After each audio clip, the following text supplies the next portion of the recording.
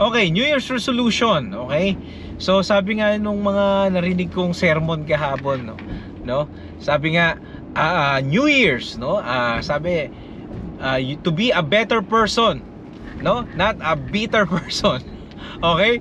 So itong panahon na to ng New Year ito yung time na magdinilay tayo or magre-reflect tayo na paano ba tayo magiging better tayo, no? Magiging better tayo, magiging better person o magiging maayos na tao, no?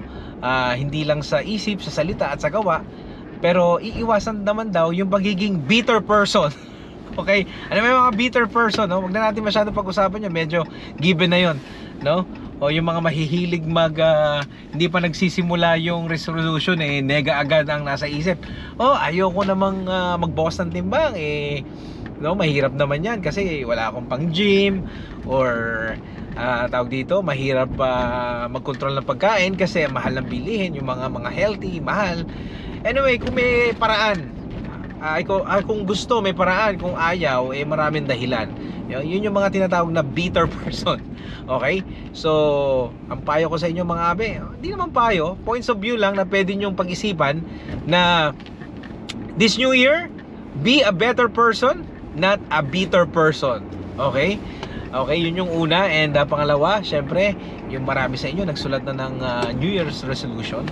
Okay? Pero para sa akin mga abe, another reflection sa sarili or pagninilayan sa sarili na sana before we go for the resolution, dapat i-check muna natin yung tinatawag na accept mo muna, no? Or tanggapin mo muna na meron kang dapat i-ano sa sarili mo, no?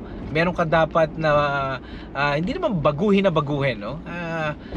Kung tawag dito, dapat meron kang accept na meron kang kailangang ayusin sa sarili mo, no? Hindi necessary yung pag-uugali or yung yung way of life, no? Kung unhealthy ka, try mo maging healthy, no? One step at a time. Kung gastador ka, try mo maging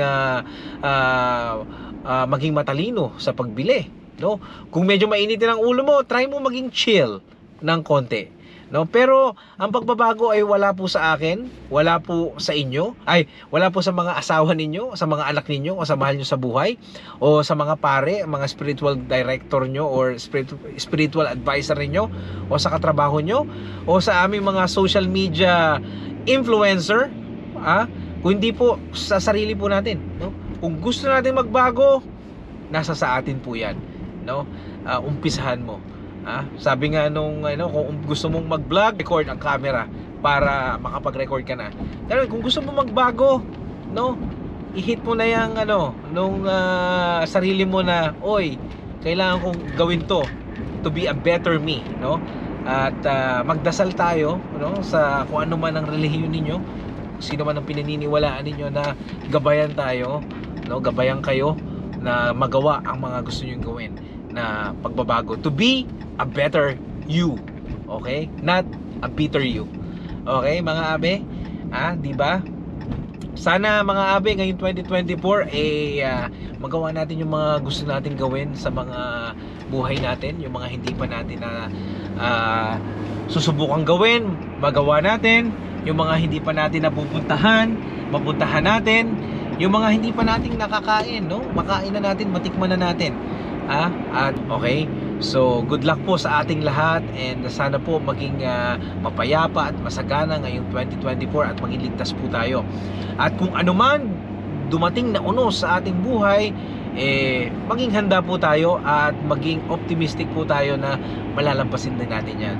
Dahil strong tayo mga abe, dahil we are going to be a better us, not a bitter us. Alright? So yun lang ang masasabi ko, no? At sana po patuloy nyo pa rin supportahan yung channel ko. Okay?